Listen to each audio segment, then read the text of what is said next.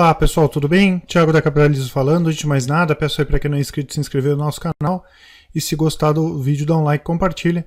Assim ainda para quem não ativou a sinetinha aqui para receber as novas notificações de conteúdo, fique à vontade também. Começando sempre com o nosso site, né pessoal, Capitalismo é uma empresa de análise, recomendações e consultoria de investimentos. Essas recomendações são feitas através de diferentes produtos, né? Renda fixa, fundos de investimento que também incluem recomendações de fundos imobiliários. O Invista em Ações são recomendações de bolsa por longo prazo. O Carteiras Capitalizo, que é o mix entre o top renda fixa, o top fundos e o Invista em Ações. O Full Trader, que é o nosso produto de recomendações de curto prazo, mas que também traz com ele o Invista em Ações. E o Capitalizo Completo, que é o nosso produto com, na verdade, todos os outros, mas com desconto bem interessante, né? Se a gente for levar em conta a contratação dos produtos individualmente. Deixamos aqui também no link da descrição a parte dos relatórios gratuitos, né? Todos os meses nós trazemos alguma atualização com um aspecto mais fundamentalista. E eu falo sempre, né, pessoal, olhem no site aqui, principalmente na parte dos conteúdos grátis, educação financeira, materiais essenciais, tem e-books, tem vídeo, tem muita coisa para quem quer aprender a investir, né? Para baixar o relatório é só colocar o nome e o e-mail. Fazendo isso vocês vão ter acesso ao relatório e também vão fazer parte do nosso mailing, tá pessoal? A gente não fica mandando muita coisa, no máximo vai mandar aí um e-mail por semana com as principais atualizações, e o celular nós convidamos vocês para fazer parte da nossa lista do Whats. Para fazer parte da lista do Whats direto é só seguir o passo a passo aqui, que também vai estar aqui na descrição, né? Enviar a mensagem, clicar aqui, envie a mensagem de receber, salva o nosso contato no telefone de vocês e vocês já têm o nosso contato aí para tirar dúvidas, para perguntar a respeito do funcionamento dos produtos da Capitalizo, né? Como a gente pode ajudar vocês a investir melhor, independentemente do perfil de vocês, independentemente do tipo de investimento que vocês queiram fazer. Hoje, pessoal, nós vamos falar um pouquinho das ações para ficar de olho em 2019, né? Não só 2019, mas no final desse ano, tá? E do ano que vem, né? Lembrando que as recomendações de ações elas têm no Invista em Ações e também no Full Trader, né? Para quem quer operar no curto prazo ou quer fazer montagem de carteira. De 2017 para 2018 e no início de 2018 a gente fez também essa série, né? Nós falamos a respeito dos principais ativos que a gente ia ficar de olho esse ano. Fibra, Suzano, Magazine Luiza, IRBR e Itaúsa, né? E da mesma forma a gente vai fazer novamente, pegar uns 4, 5 ativos aí que a gente entende que seja interessante acompanhar, né? E falar como a gente deve encaixar esses ativos nas nossas recomendações, né? Por exemplo, o ano passado a gente tinha comentado a respeito da IRBR, que era um ativo bom para longo prazo, Suzano e Fibra, que eram ativos bons especialmente para operações de curto e médio prazo, e hoje a gente vai iniciar já essa série para o ano que vem, começando pela Petrobras, né, pessoal? Acho que a Petrobras é uma empresa aí que dispensa apresentação, a gente vai falar um pouquinho a respeito dela, e todo mundo acompanhou aí nos últimos anos a deterioração, né, quando o PT estava no governo da empresa, todos esses escândalos aí da Lava Jato, e a gente vem acompanhando também desde a saída da Dilma do governo, como a empresa vem se recuperando, né? Inclusive, esse ano ela pagou dividendos, coisa que não acontecia desde 2014. Tá? Então, outros aspectos que seriam oportunidades da Petrobras que fazem a gente acompanhar o ativo. Primeiro, é uma das maiores empresas do Brasil, né? Do setor industrial, com certeza, ela é a maior, né? Nós temos a possibilidade aí de crescimento da economia e também do novo momento político, né? O novo governo aí já deixou claro várias vezes que tem intenção de fazer privatizações. Hoje eu estava vendo até que o Paulo Guedes anunciou uma secretaria de privatizações, né? O que é bastante interessante. O Mourão falou de privatização da BR Distribuidora, né? E o novo presidente da empresa, né, que é o Roberto Castelo Branco, já escreveu em diversos artigos também que ele é pró-privatização. Então a gente tem esse momento político diferente, né, que é um momento político mais liberal, ao que tudo indica, né, o que é positivo para as privatizações, vai acabar sendo positivo para a economia também, né, e inclusive em relação a essa questão do Castelo Branco, estava vendo já A Petrobras já anunciou que o Ivan Monteiro, que é o atual presidente e deve ir para o Banco do Brasil, sai no primeiro dia do ano. E a gente tem uma outra questão que nós já comentávamos desde o ano passado, né, que é a questão da necessidade do Estado diminuir. Né? O Estado, e quando a gente fala os municípios, os governos estaduais e federais não têm mais dinheiro. Né? A gente tem um rombo fiscal, rombo de previdência, rombo de tudo que é lado, e esse rombo tem que ser coberto de alguma forma. Né? Então, privatizar, vender ativos acaba ajudando nessa questão. Esqueci de falar, né, pessoal? Lembrando que isso aqui não é recomendação de nada, né? Eu só peguei as informações aqui que os nossos analistas passaram que eu quero dividir com vocês, tá? Então ninguém vai sair comprando Petrobras ou vendendo Petrobras em função disso aqui, tá? Por favor. Então, existe a necessidade, como eu comentei, de privatização, tá? Depois a gente vai ver um pouquinho a respeito do plano de negócios da empresa, né? A empresa vem sim com foco na recuperação, a Petrobras vem com foco na recuperação, diminuição do endividamento, diminuição da alavancagem da empresa, venda de ativos, né? Literalmente o que a empresa quer é gerar dinheiro para o acionista, tá? Então é outro enfoque bem importante também, depois a gente vai ver um pouquinho em relação a essas questões, né? Tem a questão da cessão onerosa, né, que permite aí a União vender partes ali da Bacia de Santos que são bem importantes. Só com a União se estima ganhos aí de 100 a 130 bilhões de reais, né? E a Petrobras poderia vender até 70% dessas áreas que ela tem direito de exploração, e só nisso entraria mais de 30 bi, o que com certeza diminuiria o endividamento da empresa também. Tem essa questão do foco em exploração e produção de petróleo, que também é importante, que também abre margem para venda de ativos que não são estratégicos. Isso a gente percebe em vários ativos, né, pessoal, em várias empresas. Depois desses anos de crise, né, elas acabam focando no que importa, né? Então a gente vê empresas que, como o caso da CEMIG, por exemplo, que nós estávamos comentando, né? A CEMIG tem ações da Light na carteira, né? A Petrobras tem ativos de fertilizante, ativos de... enfim, uma série de ativos que não necessariamente a empresa vai ganhar dinheiro com isso e que acabam complicando a parte gerencial da empresa, né? Desalavancagem e privatização de ativos. Nós não acreditamos em privatização da Petrobras, em privatização do Banco do Brasil, mas só da Petrobras vender ativos, né, só da gente falar desse assunto, a gente já coloca uma questão de ganho ou uma possibilidade de ganho de eficiência das empresas, o que com certeza pode ter um impacto positivo para quem é acionista da companhia, já que a companhia pode diminuir o endividamento, aumentar a rentabilidade sobre o patrimônio, aumentar o lucro e pagar dividendos, o que com a Petrobras não acontecia há bastante tempo, né? Por aqui, pessoal, até que eu queria comentar em relação a essa questão das subsidiárias, né?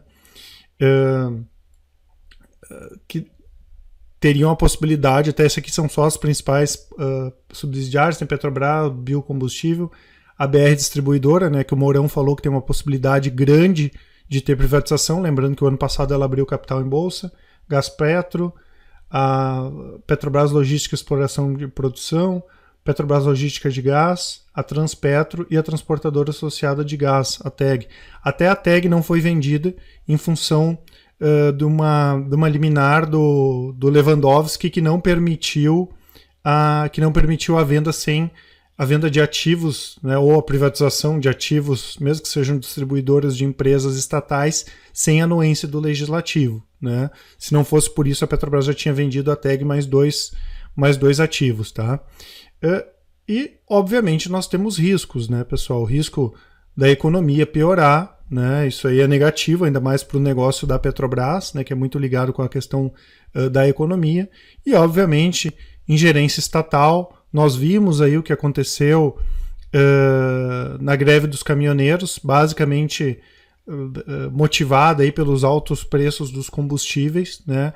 A Petrobras está recebendo, ela recebeu até na semana passada R$1 bilhão de subsídios. O Bolsonaro falou que deve manter esses subsídios na virada do ano. Obviamente não é o melhor dos mundos, mas pelo menos no curto prazo a gente não teria tensões extras, como foi essa questão da greve dos caminhoneiros, né? algum desdobramento da Lava Jato, né? Apesar da empresa praticamente já tá fazendo uma série de acordos, gastou muito dinheiro para fazer acordos ao redor do mundo, sempre tem a possibilidade de ter mais algum desdobramento. Eu acredito que ninguém ficaria surpreso se tivesse mais alguma coisa, né? E também autuações da Receita, né? Principalmente em coisas ligadas a impostos, né? Pessoal, que no caso da Petrobras sempre são valores astronômicos, tá?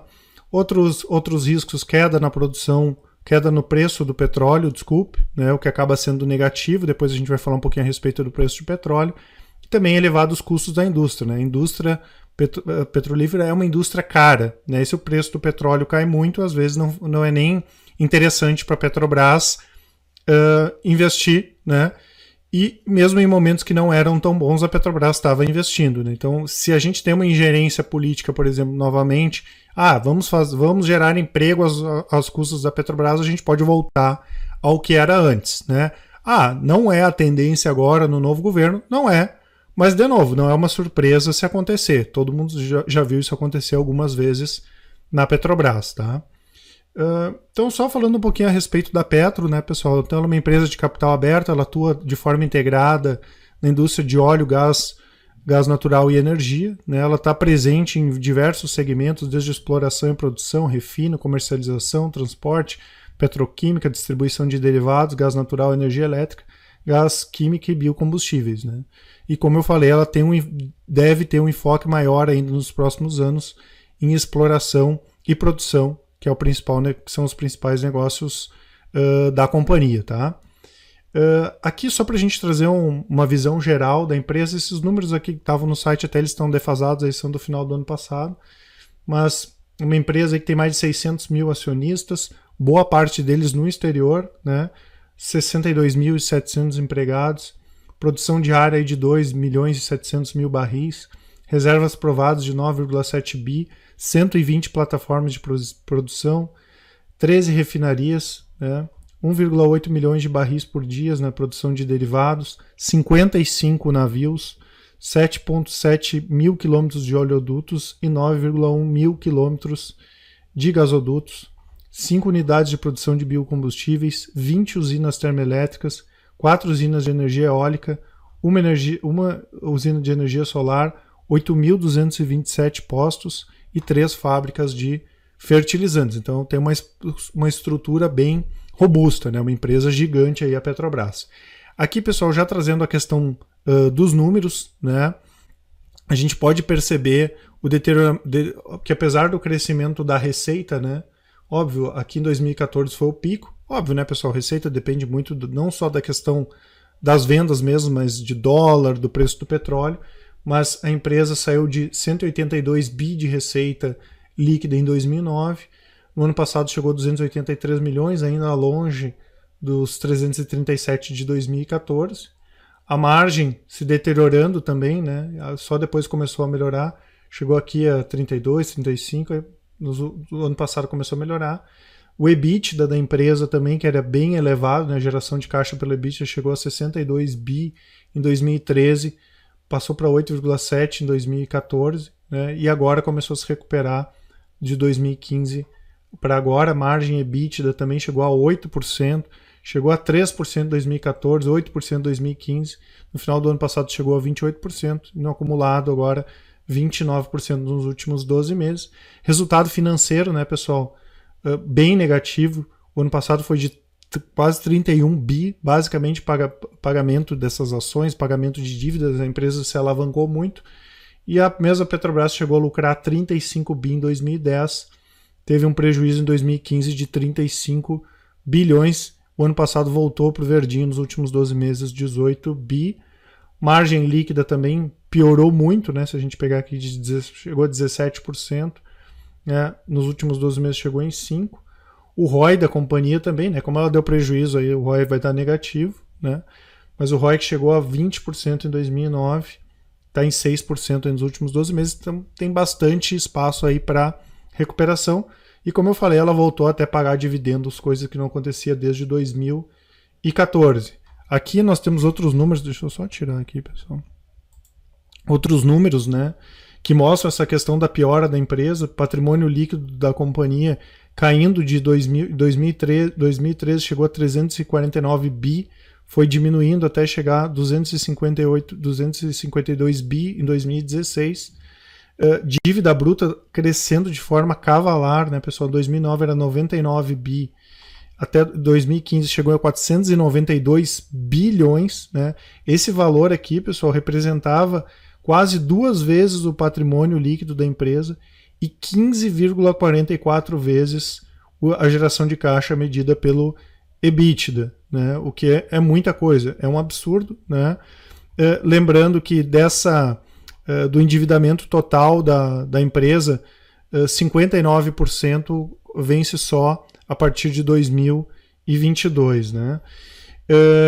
E a dívida bruta aqui, como eu tinha comentado, tinha chegado a 492 bi, deu uma baixada boa, óbvio que continua muito grande, né? Ela representa 1,19 vezes o PL da empresa, baixou para 352 bilhões, por isso que a empresa tem um plano agressivo para diminuir esse endividamento. Já falando dos resultados agora do último trimestre, a empresa divulgou um lucro de 6,6 bi, o lucro veio abaixo do esperado, né? Tiveram algumas questões não recorrentes que impactaram, dentre elas um acordo que foi firmado lá nos Estados Unidos, né, para encerrar investigações. Então fizeram acordos, obviamente ligados à Lava Jato, de 3,5 bilhões de reais.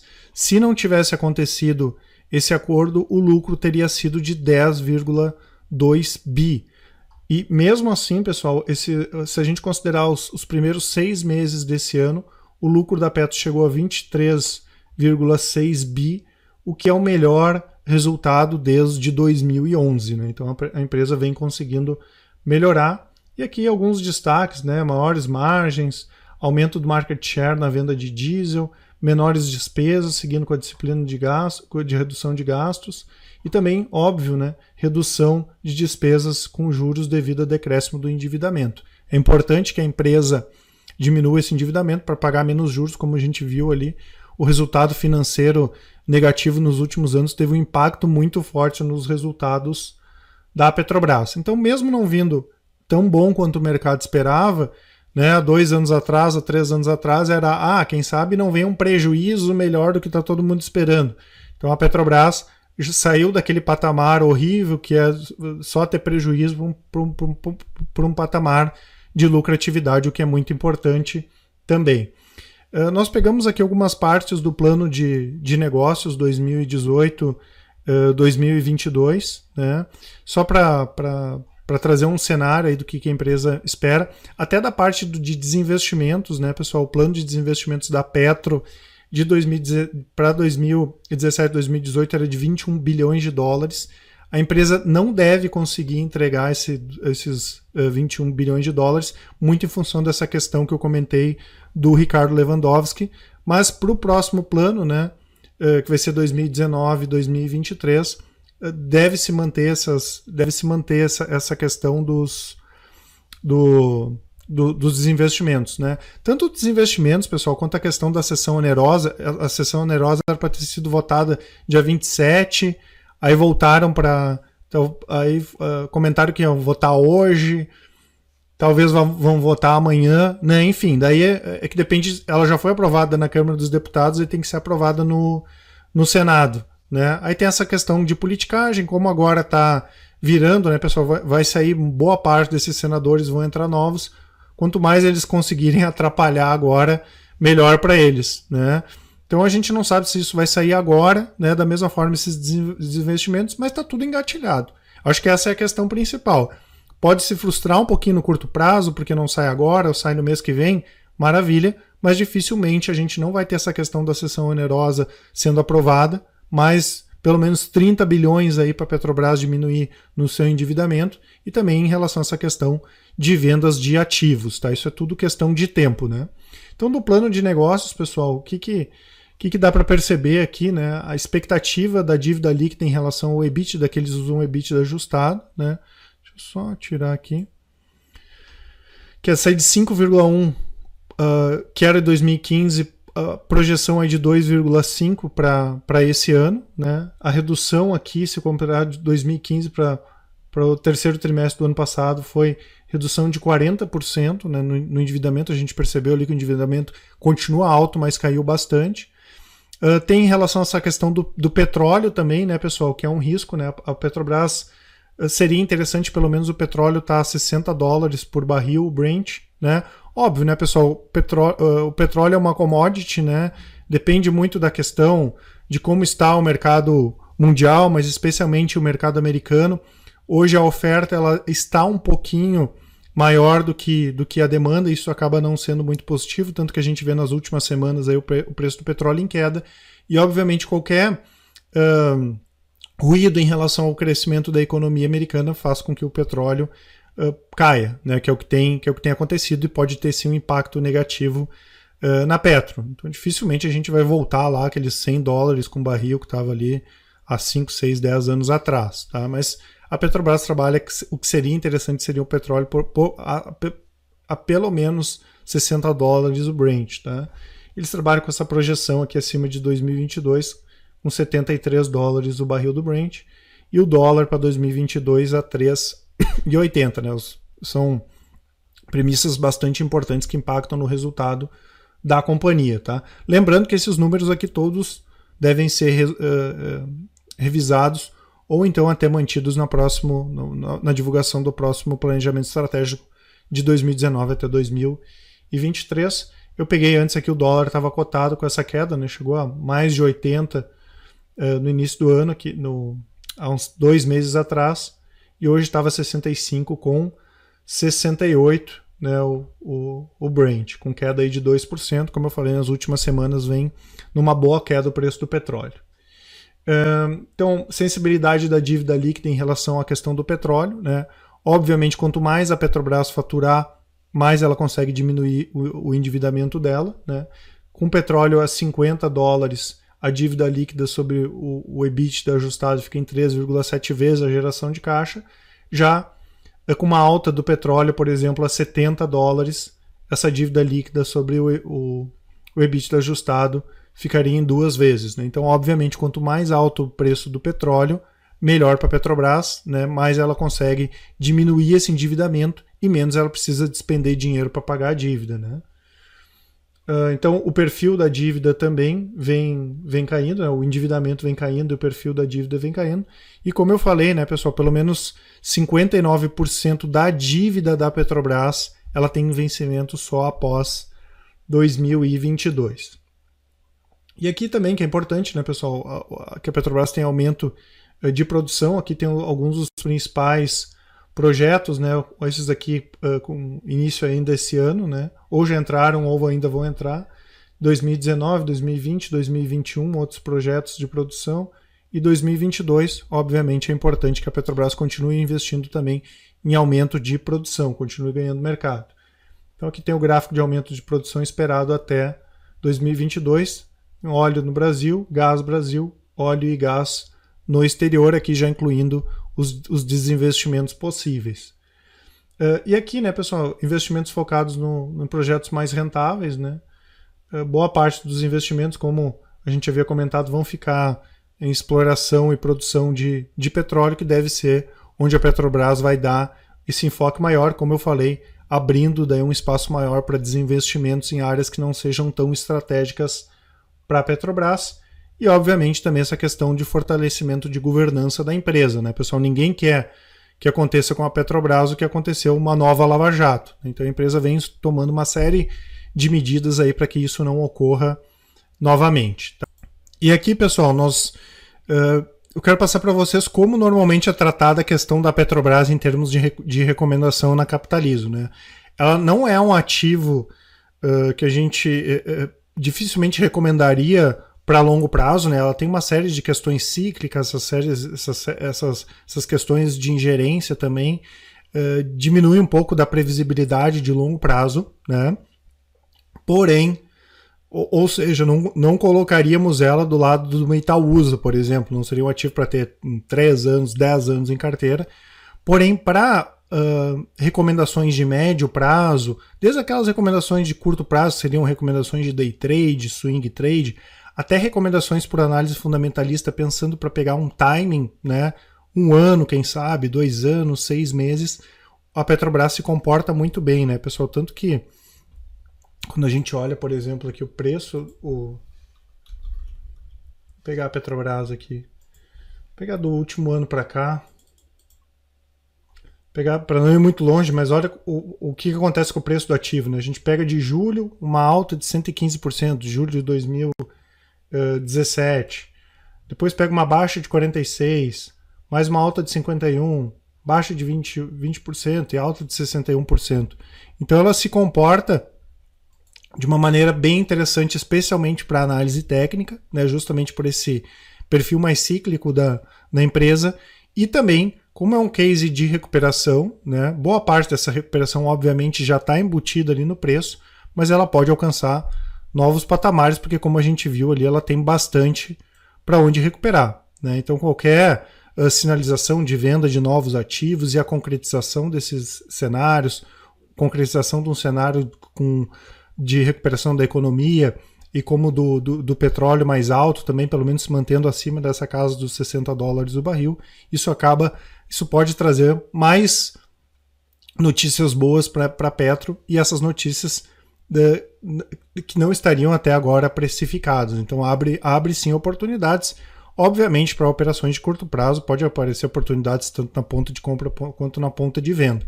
Então, das nossas recomendações, aparece muito recomendação day trade, é um ativo que tem muita liquidez, swing trade, position trade, por análise técnica. Então, desde recomendações de dentro do dia, né, que seja de day trade, recomendações de swing trade até 10 dias, 15 dias, e também recomendações de médio prazo, né, que seria ficar 2, 3, 4, 5 meses posicionado no ativo, tá? Depois eu vou mostrar ali para vocês as operações, tanto em Petro 3 quanto em Petro 4, que são dois ativos que têm bastante liquidez, e também pode aparecer nas nossas recomendações fundamentalistas, tá?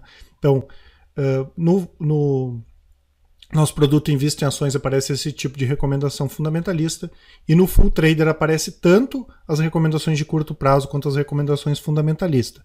E pegando esse 1 ano e meio para cá, inclusive a gente teve já uma recomendação na Petro, né, que foi da carteira Top Recomendados, que é uma carteira fundamentalista. Essa aqui ela tem esse objetivo também de pegar tendências mais de médio prazo. Foi uma recomendação iniciada em setembro de 2017, foi finalizada em maio desse ano, onde nós tivemos um ganho aí de 56%, tá? Deixa eu até puxar aqui, deixa eu abrir para a gente ver as outras recomendações.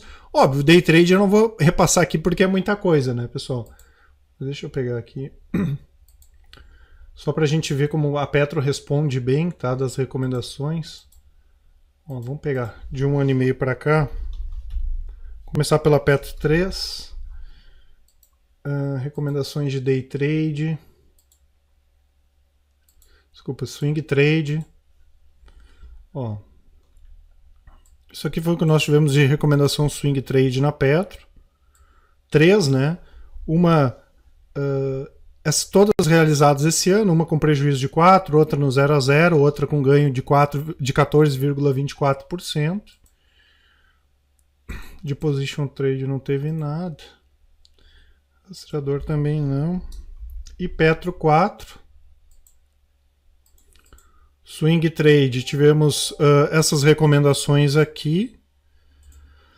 Uma com prejuízo de 3,4%. Lembrando que essas são operações mais curtas, tá, pessoal? Pode durar 1 semana até 10 dias, na maioria delas, né?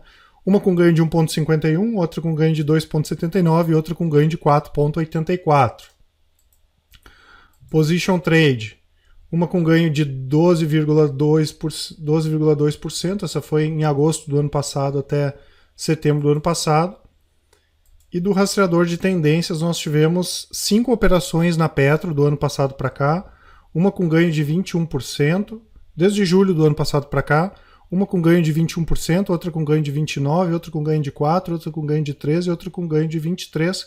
Foi a última operação encerrada, inclusive, na semana passada. Havia sido iniciada em setembro, encerrada na semana passada aí com 23% de ganho.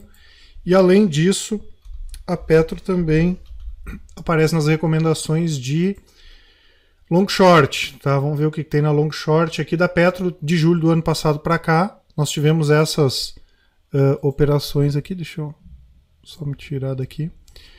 Então tivemos operação com ganho de 9,7, 6,79, 3,57, 3,59, 5,6 e 13,92.